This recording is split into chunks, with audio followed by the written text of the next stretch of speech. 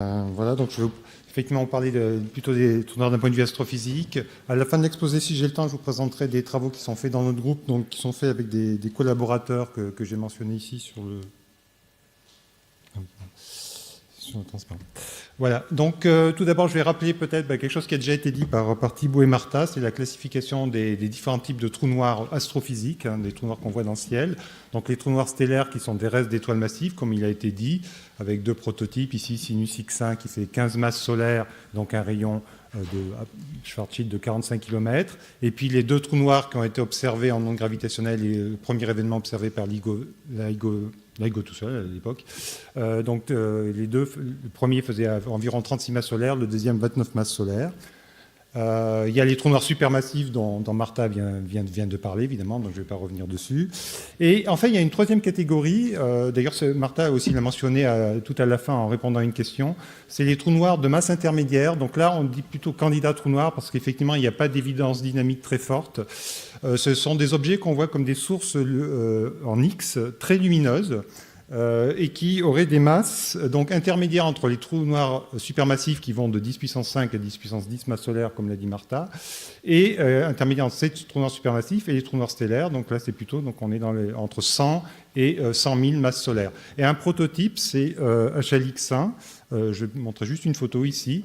Voilà, c'est dans une galaxie, donc c'est pas un trou noir qui est au centre d'une galaxie, c'est pas un trou noir supermassif. Il est un peu à la périphérie de la galaxie et il apparaît surtout comme une source X très brillante.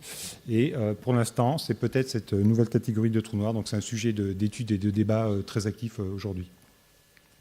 Voilà. Alors pour ce qui est des trous noirs stellaires, bon, ça a déjà été dit, c'est Thibaut avait montré une très belle image avec un disque d'accrétion et puis même des jets. Donc là, c'est ceux qu'on connaît dans notre galaxie à l'échelle. Donc ça, c'est chaque fois, il y a une étoile compagnon et il y a un disque d'accrétion qui est plus ou moins grand. Et là, le trou noir est au centre. À ces échelles-là, le trou noir est un point. On ne voit pas l'extension ici, c'est le disque qui est remonté. Ça, c'est les trous noirs qu'on connaît dans notre galaxie. Si on regarde la distribution de masse de ces trous noirs, donc on peut étudier, parce qu'en fait, ce qu'on observe en astrophysique, c'est on observe en visible le mouvement de l'étoile compagnon, celle qui fournit de l'hydrogène pour former le disque d'accrétion ici. Et donc, en observant les raies spectrales de cette étoile, on peut en déduire son mouvement. Et donc, à partir du mouvement, en appliquant grosso modo les lois de Kepler, on arrive à remonter à la masse de l'objet ici, l'objet sombre. Et il y a deux catégories d'objets comme ça. Il y a les étoiles à neutrons, en fait, qui forment aussi donc, des binaires X, c'est-à-dire que d'un point de vue observationnel, c'est assez proche des trous noirs. Mais simplement, quand on mesure la masse, on obtient une masse toute petite de l'ordre entre 1 et 2 masses solaires. Donc ça, on est sûr que c'est des étoiles à neutrons, quasiment.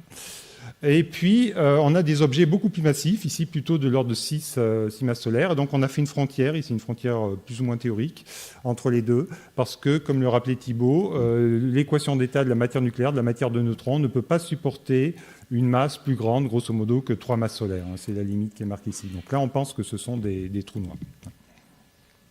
Et puis, comme on l'a vu aussi, je crois que Thibaut a aussi montré cette image, maintenant qu'on a des observations en ondes gravitationnelles, on a aussi des déterminations de masse. J'ai mentionné la masse du premier événement observé par LIGO, ici, avec des objets plutôt massifs, puisque ici, on avait plutôt des masses autour de 10 masses solaires dans ces observations de binaire X, jusqu'à 15 masses solaires pour certains, alors qu'ici, on a plutôt 30 masses solaires. Vous voyez, le premier observé, en fait, a été plus massif. Depuis, on en a observé d'autres, jusqu'au mois d'août dernier, où là, on avait aussi des objets autour de 30 masses solaires.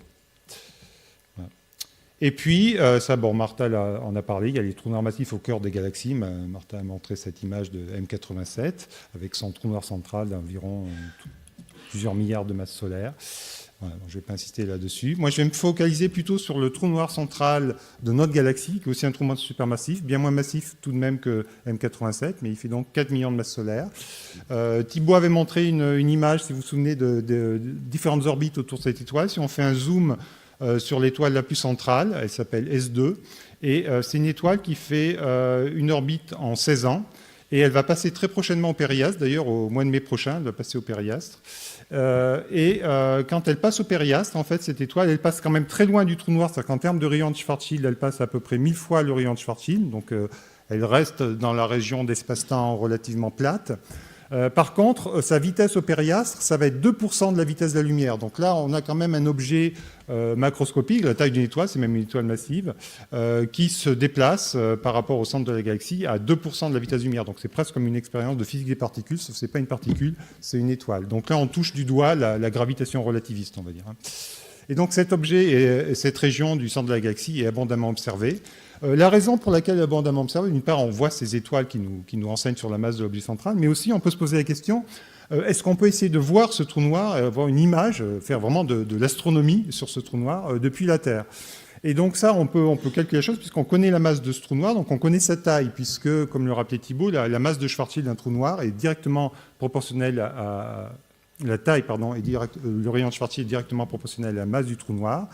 Et en tenant compte des effets de courbure des rayons lumineux, on peut calculer l'image, l'aspect qu'aurait un disque d'accrétion autour de ce trou noir. Alors il y a des effets de ce qu'on appelle des mirages gravitationnels, qui est dû au fait que les photons ne voyagent pas en ligne droite, donc on a des images multiples. Notamment, normalement, si vous pensez en termes newtoniens, un disque d'accrétion, ça devrait apparaître un peu comme les anneaux de Saturne, c'est-à-dire comme quelque chose un peu elliptique, vu en perspective. Et en fait, ici, vous avez les anneaux de Saturne, mais vous avez une deuxième paire ici d'anneaux de Saturne, qui physiquement, c'est le même anneau, mais simplement, c'est une image secondaire de cet anneau. Et le trou noir, proprement dit, est là, au centre de l'image, et donc cette zone sombre, ici, c'est ce qu'on appelle la silhouette ou l'ombre du trou noir, et on peut se poser la question de son diamètre angulaire, c'est donné par cette petite formule très simple, où m, c'est la masse du trou noir, et d, c'est la distance de l'objet. Et quand on fait l'application numérique, eh bien, pour le trou noir central de notre galaxie, on connaît tout. On connaît la masse, 4 millions de masses solaires, on connaît la distance, c'est 8 kg/sec, et on trouve une taille angulaire sur le plan du ciel qui va faire 53 microsecondes d'arc. Donc c'est extrêmement petit, mais néanmoins, c'est le plus gros trou noir de tous les trous noirs connus, de tous les candidats que j'ai mentionnés brièvement précédemment. C'est le plus gros qu'on peut espérer voir sur la Terre, puisque par exemple celui de M87, il est certes plus massif, donc on gagne ici, mais il est aussi plus loin, donc on perd en D. Et le bilan, c'est qu'il est 2 fois plus petit en taille angulaire. Dans la galaxie d'Andromède, la galaxie compagnonne de la nôtre, c'est aussi de sorte de grandeur-là. Et pour ce qui est des trous noirs stellaires, dans les binaires X, eh bien, là, on perd vraiment beaucoup en masse. Donc, même s'ils sont plus proches du système solaire que le trou noir central, il n'y a aucun espoir de les observer parce qu'on a un facteur 10 puissance 5. Et donc, on va se focaliser sur le trou noir central de notre galaxie. Alors, pour observer ça, on peut se dire c'est sans espoir parce que si vous avez en tête, par exemple, la résolution du télescope spatial Hubble, c'est le 10e de seconde d'arc. Donc là, on part de la microseconde d'arc, comme on peut se dire, jamais Hubble pourra voir ça, donc il n'y a aucune chance d'observer ça. Mais en fait, si on observe avec une très grande base, avec un télescope de très grand diamètre, et de diamètre aussi grand que la taille de la Terre, c'est le plus grand qu'on puisse faire. Alors évidemment, on ne va pas construire un télescope qui a un diamètre aussi grand que la Terre, mais on va faire ce qu'on appelle l'interférométrie. Donc on va combiner les signaux reçus par différents télescopes, en l'occurrence des radiotélescopes, et comme ça, on aura un pouvoir de résolution qui sera égal à un télescope qui aurait la taille de la Terre. Et à ce moment-là, on rentre dans le régime de la microseconde d'arc. Donc c'est quelque chose qui est sur le point d'être fait, ça s'appelle l'Event Horizon Telescope. Et même, il y a eu une phase de prise de données en avril dernier. Les images, les données sont en cours d'analyse. Ça a été long parce qu'il a fallu récupérer les données du pôle sud qui n'arrivent pas par Internet. Évidemment, il a fallu attendre que le bateau, la fonte des glaces, je ne sais pas quoi, arrive. Donc, elles sont arrivées seulement en décembre dernier en Californie, où sont centralisées les choses. Et donc, l'analyse est en cours et les gens promettent la première image cette année, sans doute. Alors, elle sera sans doute plus floutée que ça. C'est une image théorique calculée en résolvant l'équation dite des géodésiques, c'est-à-dire la trajectoire des rayons lumineux en espace courbe au voisinage d'un trou noir, et on espère avoir une image de ce sorte de grandeur-là. Et puis, il y a un deuxième instrument aussi très important qui est à l'œuvre, qui collecte des données actuellement, qui s'appelle Gravity. Alors lui, il ne va pas faire des très belles images, par contre, il va faire ce qu'on appelle de l'astrométrie, c'est-à-dire qu'il va suivre très précisément le mouvement des étoiles autour de Sagittarius A. C'est-à-dire que là, les barres d'erreur ici, qui étaient avec des instruments plus anciens, de la position de cette étoile, elles vont être extrêmement réduites et on espère aussi observer avec cet instrument des étoiles sur des orbites plus serrées, plus relativistes, plus proches du trou noir. Donc ça, c'est quelque chose d'extrêmement intéressant. La précision qu'il aura sur les orbites, c'est 10 microsecondes d'arc. Donc encore une fois, on atteint des tailles qui sont caractéristiques de la taille du trou noir. Donc ça, c'est la première fois dans l'astronomie qu'on arrive à atteindre ce genre de choses. Alors avec ça, on va pouvoir faire beaucoup de choses. Et là, ce que je vais vous montrer un peu dans le reste de l'exposé, c'est les tests en fait, de théorie de gravitation qu'on va pouvoir faire avec ça. Et ces tests sont essentiellement basés sur ce qu'on appelle le théorème de Calvici en français, ou le théorème d'absence de chevelure, ou le théorème d'unicité des trous noirs. Thibault a mentionné l'apport de l'école russe autour de Zeldovich dans la compréhension des trous noirs dans les années 60. Et dans ce qu'on appelle l'âge d'or, c'est-à-dire la fin des années 60, début des années 70, il y a des gens comme notamment Israël, Carter et Hawking, qui sont arrivés à ce théorème qui dit qu'en fait, tous les trous noirs de l'univers sont en fait des trous noirs de Kerr. Thibault a aussi montré explicitement la métrique de Kerr, ou Kerr-Newman si on ajoute une charge. Ce trou noir de Kerr, il est remarquable parce que sa métrique est décrite par seulement trois paramètres, qui sont la masse, le moment cinétique J, ou le moment cinétique réduit, J divisé par la masse, et la charge électrique totale. Ce qui a fait dire à John Wheeler, la même personne qui a inventé le mot trou noir, qu'un trou noir n'avait pas de cheveux, d'où le théorème d'absence de chevelure, parce que c'est une structure extrêmement lisse. Il suffit de 3 nombres pour le décrire, ce qui est complètement différent, évidemment, de tous les autres objets astrophysiques, pour lesquels il faut plutôt des degrés de liberté fonctionnelle pour les décrire, comme les champs de densité, de température, de pression, etc. Là, seulement 3 nombres suffisent à décrire le trou noir, et même d'un point de vue astrophysique, seulement 2 nombres, parce que d'un point de vue astrophysique, on s'attend à ce qu'un trou noir soit électriquement neutre. S'il était chargé, très rapidement, des particules du milieu interstellaire de signes opposés viendraient le neutraliser. Donc seule la solution de Kerr est pertinente d'un point de vue astrophysique. Et s'il ne tourne pas, on retrouve des solutions bien connues, comme la solution de Schwarzschild, dans le cas où il n'y a pas de rotation. Alors, on appelle ça un peu abusivement, d'ailleurs Thibault disait à la fin de son exposé qu'effectivement rien n'était complètement démontré là-dedans, on appelle ça un théorème. Alors, pour ceux d'entre vous qui ont la fibre un peu plus mathématique, j'ai essayé d'ici de mettre, disons, un énoncé mathématique précis de ce théorème, d'un point de vue mathématique. Donc, pour un mathématicien, ce théorème d'absence de chevelure, c'est la chose suivante, c'est on considère un espace-temps, pour un mathématicien, un espace-temps, c'est une variété différentiable de dimension 4, munie d'un tenseur métrique, c'est-à-dire d'une forme bilinéaire non dégénérée de signature lorentzienne. On demande que cet espace-temps soit de dimension 4, qu'il soit asymptotiquement plat, qu'il soit pseudo-stationnaire, c'est-à-dire que au-delà d'une certaine distance du trou noir, on est exactement stationnaire. Que ce soit évidemment une solution des équations de la relativité générale, c'est-à-dire de l'équation d'Einstein, qui dans le vide se réduit au tenseur de Ricci de cette métrique doit être nul. Que ça contient un horizon des événements, et que cet horizon, il est connexe. C'est important. Et puis, il y a 2 autres hypothèses. Vous voyez qu'il y a beaucoup d'hypothèses. C'est ce que Thibault résumait en disant que ce n'est pas vraiment démontré, parce qu'il y a énormément d'hypothèses, en fait. Et une de ces hypothèses, c'est de dire qu'il n'y a pas de courbe de Jartan fermée à l'extérieur du trou noir. Donc la causalité est respectée en quelque sorte, et qu'une autre hypothèse très forte, c'est que c'est analytique. Alors souvent en physique, on n'aime pas considérer des choses analytiques, on préfère parler de choses de champs différenciables, c'est une hypothèse très forte, l'hypothèse d'analycité. Donc si on a toutes ces hypothèses-là, alors à ce moment-là, on peut montrer mathématiquement, rigoureusement, que l'espace-temps, en dehors d'une région qu'on appelle domaine de communication externe, c'est-à-dire en fait c'est l'extérieur du trou noir, eh bien cette région est isométrique, c'est-à-dire c'est la même, grosso modo, que l'espace-temps de Kerr. C'est ça l'énoncé précis. Et donc, comme je disais, on aimerait bien supprimer certaines de ces hypothèses pour en faire un vrai beau théorème de physique, et notamment des hypothèses qui ne sont pas du tout physiques, l'hypothèse d'analycité qui est très forte. On aimerait bien la supprimer par plutôt une hypothèse de différentiabilité qui est beaucoup plus faible et ce qu'on utilise d'habitude en physique. Et donc ça n'a pas encore été fait, c'est dans les objectifs des mathématiciens. Ce qui a été fait, c'est par exemple pour des trous noirs qui ne tournent pas trop vite, ça a été fait récemment par ces gens-là, avec Kleinerman notamment, Ionescu. Mais voilà, ça reste encore quelque chose à prouver. Donc c'est ça le théorème d'unicité. Alors on va dire, nous on va l'admettre au point de vue astrophysique, supposons qu'il est vrai. Donc tous les trous noirs, si on en croit la relativité générale, tous les trous noirs stationnaires en équilibre de l'univers sont décrits par la solution de Kerr. Alors cette solution de Kerr, comme elle dépend que de 2 nombres, encore une fois la masse m et le moment cinétique petit a, eh bien ça veut dire que toutes les autres quantités autour du trou noir ne vont dépendre que de ces 2 nombres. Et notamment, par exemple, si on regarde le moment du quadrupole, parce qu'on peut décrire le champ externe du trou noir par un développement multipolaire, ça c'est bien connu en théorie newtonienne de la gravitation, c'est généralisable à la relativité générale, sauf qu'il y a 2 familles de multipoles, mais bon, c'est la même idée. Et à ce moment-là, comme tout dépend de nombres, eh bien, le moment quadrupolaire, il doit dépendre du moment cinétique et de la masse, et en fait, il dépend par cette formule-là. Donc, si on a un corps et qu'on arrive à mesurer sa masse, son moment cinétique et son moment du quadrupole de masse, on peut vérifier si cette relation-là est vraie ou pas. Et le théorème d'unicité vous dit si votre corps est un trou noir, cette relation-là doit être vérifiée parce que c'est la relation que satisfait un trou noir de Kerr. Donc, c'est ça qu'on va essayer de tester, par exemple.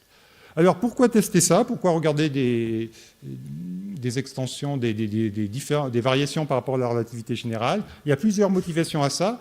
D'abord, ces objets, comme Martha l'a montré, finalement, ce qu'on connaît essentiellement, c'est leur masse. Ils sont au centre des galaxies, par exemple. Ces objets très massifs, très compacts, très peu lumineux, enfin par eux-mêmes. Il y a le disque d'accrétion qui tourne autour, mais ce n'est pas une preuve que c'est des trous noirs, ça pourrait être autre chose. Ça pourrait être, par exemple, des objets qu'on appelle des étoiles bosoniques. C'est des objets qui sont dépourvus d'horizon des événements, donc d'un point de vue technique, ce ne sont pas des trous noirs. Puis il y a beaucoup de choses dans la littérature, je n'ai pas le temps d'entrer dans les détails, mais il y a des alternatives sans horizon, c'est-à-dire ce n'est pas des objets de trous noirs, c'est des objets compacts qui ont un champ gravitationnel fort, où il y a des forts effets de mirage gravitationnel, mais ce ne sont pas des trous noirs. Et puis, on peut se dire, mais la relativité générale n'est certainement pas la théorie ultime de la gravitation. Sous certaines conditions, on la conçoit aujourd'hui comme une limite de théorie de cordes, par exemple. Et quand on regarde plus précisément la façon dont la théorie des cordes tend vers la relativité générale, en général, elle redonne le tenseur métrique, mais elle le redonne avec des champs supplémentaires, notamment des champs scalaires, par exemple. Et donc, ça donne dû à des classes de théories qu'on appelle les théories tenseurs scalaires, classifiées par Ordensky. Mais il y a aussi d'autres types de théories qu'on peut imaginer. Je n'ai pas le temps de rentrer dans les détails ici, mais il y a énormément dans la littérature de théories qui, en fait, contiennent quelque part la relativité générale, mais souvent avec des champs supplémentaires, voire aussi des dimensions supplémentaires. Ça peut être la relativité générale, mais en dimension 5, 6 ou 10, 11, etc. Alors, très récemment, il y avait tout un zoo comme ça de théories, et très récemment, grâce aux ondes gravitationnelles, on a pu réduire considérablement l'espace libre pour ces théories, parce que l'observation simultanée d'ondes gravitationnelles et d'un sursaut gamma lors de la fusion de deux étoiles à neutrons a mis une contrainte sur la vitesse de propagation des ondes gravitationnelles et la vitesse c, c'est-à-dire la vitesse de propagation des ondes électromagnétiques. Et vous savez qu'en relativité générale, les deux doivent être égales, mais dans ces théories-là, dans certaines de ces théories, en fait toutes celles qui sont en rouge maintenant ici, dans ce cadre, eh bien, elles prédisaient une vitesse de propagation différente de la vitesse de la lumière. Et là, la contrainte par une seule observation, donc ça c'est un résultat extrêmement remarquable, très joli pour de la physique, une seule observation a suffi à mettre une contrainte de 10-16. Donc vous voyez tout de suite, on commence à sentir au point de vue même de la physique théorique l'impact de cette nouvelle astronomie, de l'astronomie des ondes gravitationnelles. On a tout de suite une contrainte de 10-16 sur une seule observation. Néanmoins, il y a quand même pas mal de théories qui restent permises. Voilà. Alors, dans le temps qui reste, je vais essayer de vous montrer quelques études donc, effectuées dans notre groupe de ces alternatives aux trous noirs, voir ce qu'on peut tester. Et donc, on peut regarder les orbites précises, puisque avec un instrument comme Gravity, on va mesurer des orbites. Et donc, on peut voir est-ce qu'on peut avoir des orbites qui sont très différentes des orbites de la métrique de Kerr. Donc, dans notre groupe, par exemple, on a étudié une alternative au trou noir de Kerr qui est bien posée théoriquement. C'est une étoile bosonique, c'est-à-dire c'est un champ scalaire autogravitant, massif. Et donc, d'un point de vue théorique, on peut imaginer, par exemple, dans l'univers primordial, il y a des champs scalaires qui traînaient, qui se sont condensés sous l'effet de leur propre gravité pour former ces objets. Donc, c'est pas, disons, ça viole aucune loi physique remarquable. Simplement, c'est pas des trous noirs, il n'y a pas d'horizon des événements, c'est très relativiste. Et dans ces objets, il y a des orbites comme ça qui sont complètement impossibles. Donc, c'est des orbites qu'on a calculées en intégrant l'équation des géodésiques dans les espaces-temps générés par ces trous noirs. Et ça, c'est impossible dans un trou noir de Kerr. Parce que grosso modo, c'est une orbite à très faible moment cinétique. Dans un trou noir de Kerr, si vous partez comme ça, vous allez tomber sous l'horizon, vous n'allez jamais ressortir. Là, vous sortez dans une autre direction et vous retombez, vous ressortez. Il y a un effet land steering très fort qui fait qu'on ne ressort pas dans la même direction, mais on ressort quand même et on retombe, etc. Donc, si un jour on observe ce genre d'orbite, on peut être certain que l'objet central n'est pas un trou noir de Kerr. On peut se poser aussi la question de ces images. Par exemple, avec l'Event Horizon Telescope, on va observer plutôt les images. Donc ici à gauche, vous avez l'image pour un trou noir de Kerr d'un tore d'accrétion autour de cet objet, vu grosso modo dans le plan équatorial. On est dans le plan équatorial ici. Donc là, vous avez à nouveau l'image secondaire, et puis l'image du dessus et du dessous. C'est très déformé par les effets de mirage gravitationnel. Et vous voyez que pour une étoile bosonique, c'est grosso modo la même chose. Il va falloir quand même une très bonne résolution angulaire pour voir des structures différentes ici. Et donc, je pense que dans les premières images de l'Event Horizon Telescope, on ne sera pas capable de distinguer les deux. Voilà. On a étudié aussi, en collaboration avec un groupe portugais autour de Carlos Herrero, des images de trous noirs dits chevelus. Ce sont des trous noirs qui ressemblent à des trous noirs de Kerr, sauf que ils ne respectent pas le théorème d'unicité parce qu'ils sont entourés d'un champ scalaire. Donc, ce n'est pas des solutions du vide de l'équation d'Einstein. Il y a un champ scalaire complexe massif autour. Et à ce moment-là, ça donne lieu à une structure très riche de l'image. Ici, si vous comparez avec le... je crois que j'ai une image sur la slide suivante. Voilà. On compare, ça c'est le trou noir de Kerr à gauche. Et là, vous avez cette structure. Donc, si vous avez des observations très fines, qu'on aura peut-être un jour, j'espère, eh bien, on pourra faire la distinction entre ces différents régimes.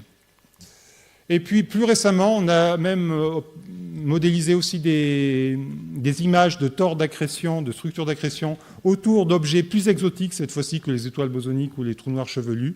Là, c'est des solutions de trous de verre d'un type très particulier qui sont des trous de verre en rotation rapide qu'on peut appeler des trous de verre nus, par analogie avec la métrique d'espace-temps de Kerr nu, qui est la solution de Kerr, la même solution que Thibault a montré, mais avec un paramètre de moment cinétique très grand, c'est-à-dire supérieur à m dans les unités qu'il faut. Et à ce moment-là, il n'y a pas d'horizon des événements. On a ce qu'on appelle une singularité nue. Donc d'un point de vue technique, ce n'est plus un trou noir, ce n'est plus une solution de trou noir. Néanmoins, c'est un objet compact. Alors, on n'aime pas le considérer dans le cas de Kerr, parce que c'est une singularité nue. Par contre, ici, c'est un espace-temps régulier, il n'y a pas de singularité, mais vu de loin, ça ressemble à une singularité nue.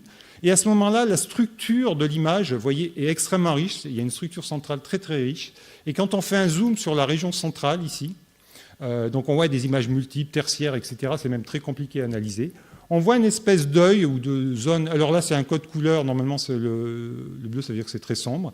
Et en fait, ici, comme on a une région de trous de verre, on voit une deuxième partie du second univers, celui par lequel on serait relié par un trou de verre. Et là, les photons qui nous parviennent, c'est des photons du disque d'accrétion qui a été émis par ce disque d'accrétion, qui a été faire un petit tour de l'autre côté du trou de verre, qui sont revenus parce qu'encore une fois, il n'y a pas d'horizon des événements, ce n'est pas des solutions de trou noir, les photons peuvent ressortir du trou de verre et ils donnent ce genre d'image. Voilà. Donc, si un jour on arrive à zoomer comme ça, on pourra dire que ce n'est pas un trou noir de Kerr, c'est un trou de verre, mais bon, c'est vraiment hypothétique. Hein, c'est juste une... Voilà. Et dans le temps qui reste, qui est quasi nul, si j'ai bien compris la signification de la lumière rouge, je vais juste montrer une dernière étude faite dans le groupe qui n'est pas directement astrophysique, mais c'est pour montrer aussi, puisqu'on parle de physique des trous noirs, des choses qui sont intéressantes.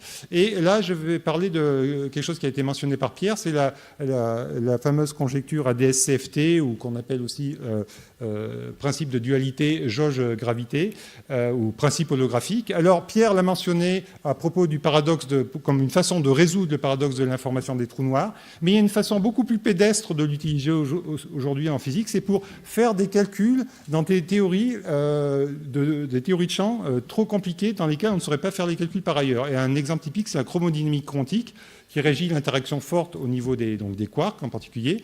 Et là, vous savez que les calculs sont très complexes, on ne sait pas les faire. Et or, on observe des événements au LHC, des collisions de noyaux de plomb, qui forment pendant un bref instant. Donc là, vous avez un diagramme d'espace-temps. Donc vous avez le temps ici en ordonnée et l'espace en abscisse, réduit à une seule dimension. Donc là, c'est la direction de collision des deux noyaux de plomb. Donc ici, dans cette région d'espace-temps, se forme un plasma de quark-gluons, c'est-à-dire que les neutrons et les protons qui constituent les noyaux de plomb perdent leur individualité, et les trois quarks U et D qui sont à l'intérieur se fusionnent, donc il faut faire une espèce de plasma comme ça. Et on aimerait bien étudier les propriétés de cette matière qui nous donnerait des renseignements sur l'interaction forte. Les calculs sont extrêmement complexes, on ne sait pas les faire, même à l'aide d'ordinateurs aujourd'hui en chromodynamique quantique. Et grâce à cette correspondance à DSCFT, ou principe holographique dans ce cas-là, eh bien, en étudiant la formation de trous noirs dans un espace-temps de dimension 1 de plus, c'est-à-dire que là on part de dimension 4, il n'y a pas de gravitation, c'est que de la chromodynamique quantique. On passe en dimension 5 avec gravitation. Donc là, on a étudié, nous, des espaces-temps dits de Lifshitz, qui sont anisotropes, qui sont des espèces de généralisation anisotropes de l'espace-temps d'Anti de Sitter.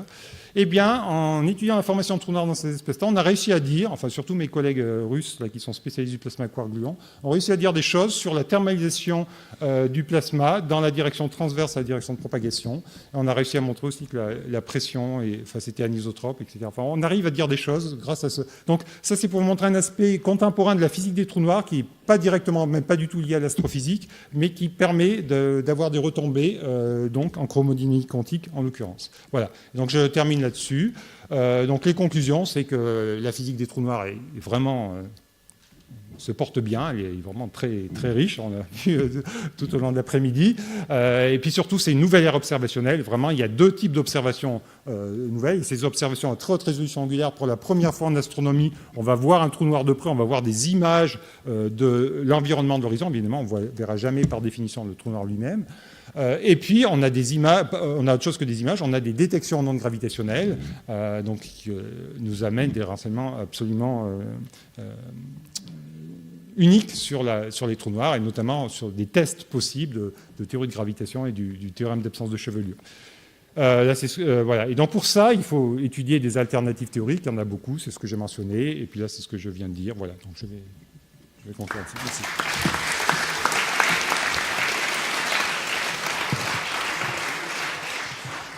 Merci beaucoup. On a le temps pour une ou deux questions. Oui, Alain Aspect. Oui, votre astronomie a très grande base. C'est à quelle longueur d'onde?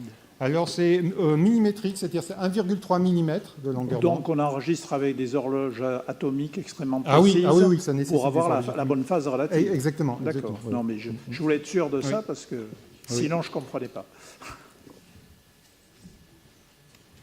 J'avais une question. Est-ce qu'on sait estimer le moment angulaire et ce moment quadrupolaire et essayer de voir si ça correspond donc à cette formule? Ça, c'est une bonne question. J'ai été un peu vite. Donc, aujourd'hui, tout ce qu'on connaît de tous ces trous noirs, c'est la masse.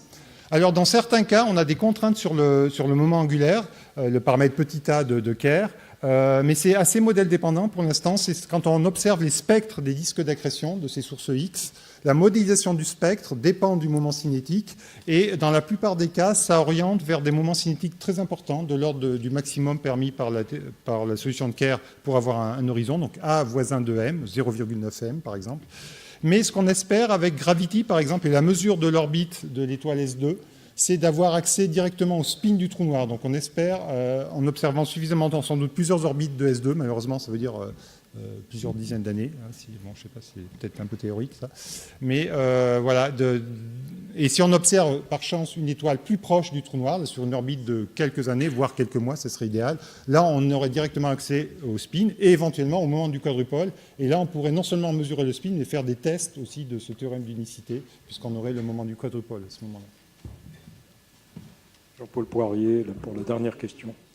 Alors, Gravity est au VLT, donc l'Observatoire européen austral au Chili, dans la cordillère des Andes. Donc, il utilise les 4 gros télescopes de 8 mètres du VLT, plus des télescopes auxiliaires pour faire de l'interférométrie optique. Cette fois-ci, on est dans les longueurs d'onde optiques. Donc, la base est plus petite que l'Event Horizon Telescope. Ce n'est pas planétaire, c'est une base de quelques centaines de mètres. Mais par contre, on a une longueur d'onde optique, donc on est en infrarouge. Donc là, on gagne sur la longueur d'onde pour la résolution. Eh bien, je vous propose d'arrêter là. Merci beaucoup. Merci.